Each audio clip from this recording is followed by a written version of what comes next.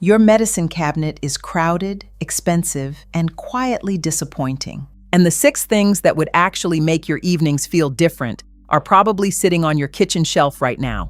Ginger, chamomile, honey, a fistful of salt, a splash of vinegar, and 1 spoonful of thick golden oil that almost nobody uses correctly. The mistake is not the ingredient. The mistake is how we reach for it once, half-heartedly, at the wrong temperature, at the wrong time, and then decide it did nothing at all. Come sit with me at the kitchen table.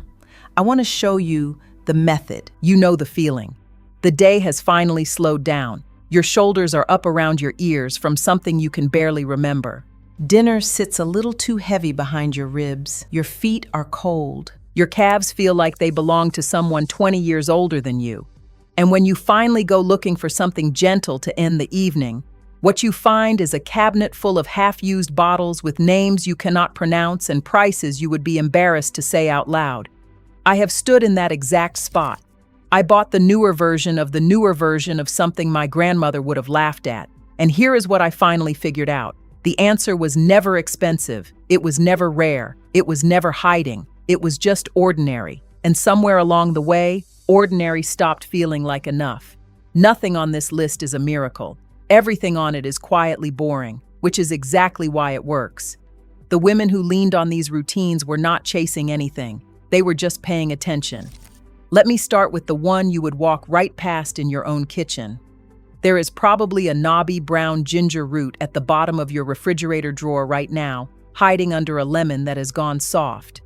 Most people bought it for a recipe 6 weeks ago, used a thumbnail's worth, and never touched it again. That piece of root, sliced thin and steeped properly, is what women in my grandmother's kitchen reached for after a heavy meal, when the belly felt tight and the evening felt too full. Here is where it goes wrong. Most people grab the dusty jar of powdered ginger, dump a spoonful into water, drink the gritty result, and decide ginger tea is not for them. Or they use a supermarket tea bag, steep it for 30 seconds, and dunk it straight into the sink. That is not tea. That is a rumor of tea. Here is the method. Cut 3 coin-sized slices from the fresh root, skin, and all. Drop them into a mug. Pour water just off the boil. And this is the part almost nobody does. Lay a small plate over the top of the mug and walk away for 5 to 7 minutes. That plate keeps the steam trapped, and the steam is where the whole warmth of the ginger lives. Lift the plate and you will smell it immediately. Sharp, bright, a little peppery. The first sip warms the tongue, then the throat, then settles into a low, steady heat behind the breastbone. I ignored this for years because it seemed too simple to matter. That was the mistake. But the next one is what my grandmother would have reached for after supper without even thinking about it. I am talking about chamomile, and I mean real chamomile. Dried yellow and white flowers loose in a glass jar, not the crushed brown dust sealed inside a supermarket tea bag. If chamomile tea has never seemed to do anything for you, I promise the flower is not the problem. The tea bag is the problem. In older farmhouses, there was often a small linen sack of these flowers hanging in a pantry corner, or a jar of them tucked on the shelf beside the salt. A heaped spoonful into a china cup at the end of the day was a whole generation's version of winding down. No pill, no app, just the kettle, the cup, and the flowers. Here is the part almost everyone gets wrong. 2 minutes steep, cup left open, water gone lukewarm before it is even ready. Please stop doing it that way. The correct method is boiling water, a heaped spoonful of loose flowers, and most importantly, a saucer laid flat across the top of the cup for the entire steep. 7 minutes at the shortest. 10 is better. Why the saucer? Because the gentle oils that make chamomile evaporate straight up out of the cup if you leave it open. The saucer is the whole secret. Lift it after 10 minutes and you will actually smell it. That soft honey apple steam that makes the shoulders drop before the cup reaches your lips. The first time I covered the cup, I finally understood why my great aunt looked so peaceful drinking hers. If your grandmother made this differently, tell me in the comments. I love hearing the small differences from house to house. The third one is so obvious it almost feels like cheating to include it. Raw honey and lemon. You probably think you already know this one. But look at your honey jar for a second. Is it clear and golden, like a syrup? Or is it thick, cloudy, a little grainy, the color of dark straw? Those two jars behave completely differently. The wrong way is what most of us learned.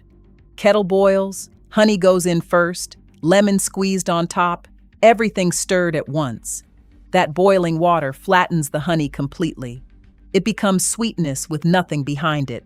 Here is the small change that makes it feel like a different drink.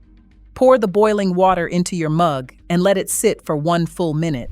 Then stir in a proper spoonful of the thick raw honey, watching it slide off the spoon in a slow amber ribbon. Then, and only then, squeeze in the lemon. Sharp citrus over gentle warmth. This is what women reached for on scratchy mornings, after too much talking, when the throat felt dry and the voice felt tired. I know it sounds too simple to include. That is exactly why I did. The fourth one lives in a plain paper carton on the bottom shelf of the drugstore, usually next to the bandages, for about the price of a coffee. Epsom salt. Coarse white crystals that look like nothing. And this is the one nobody tells you to actually use for what it is best at, which is the simple act of finally sitting down at the end of a long day. The wrong way is what most tired women do. Run water that is almost scalding, dump in a handful of salt, splash around for 20 seconds, jump out, and walk into a cold hallway still dripping. That is not a soak. That is a warm rinse. The right way is slower, and it matters.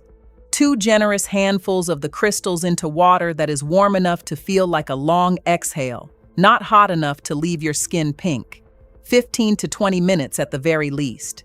A folded soft towel waiting on the edge of the tub, and nothing scheduled after. Here is what I want you to hear. The salt matters, but the stillness matters more. That is the first quiet clue about something I am going to come back to at the end. On the nights I actually do this properly, I sleep like a completely different woman. The 5th one is the one my mother used to hand across the kitchen table when I did not want it. Apple cider vinegar. A small splash of it, in water, before dinner. Older cooks kept it on the shelf as a plain, everyday digestive tonic, especially before the heavier meals of the evening. But you have to buy the right kind, or the whole thing is pointless. If your bottle is clear and pretty, filtered until it looks like sunshine, you have the wrong one. The one older cooks reached for is cloudy, a little murky, with a small brownish cluster of sediment resting at the bottom. That sediment is called the mother, and modern processing strips it out. The wrong way is what makes people give up.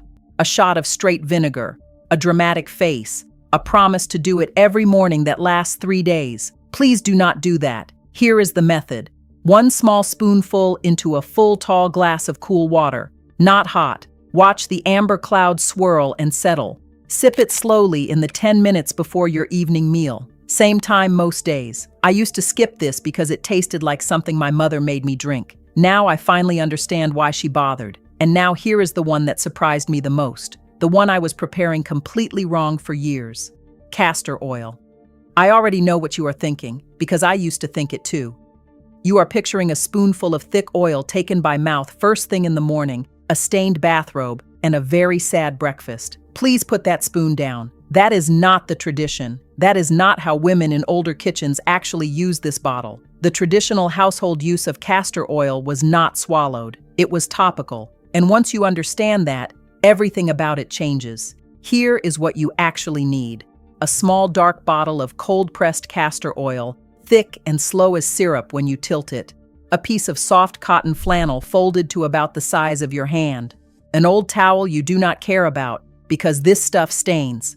And a hot water bottle. Here is the method.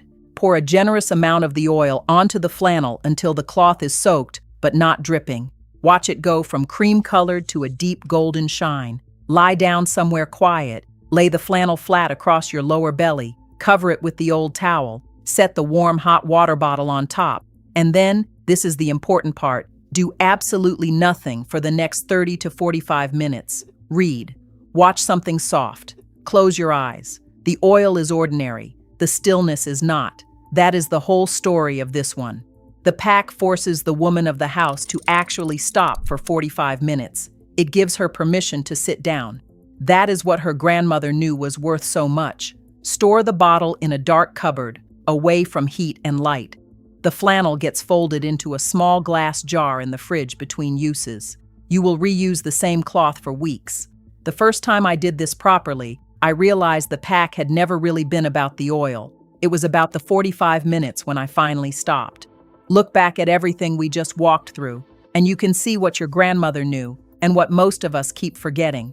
A saucer over the chamomile cup, a plate over the ginger, a slow soak instead of a quick rinse, a small spoonful at the same time every day, 45 minutes of doing nothing on purpose. The ingredient was almost never the secret. The ritual was.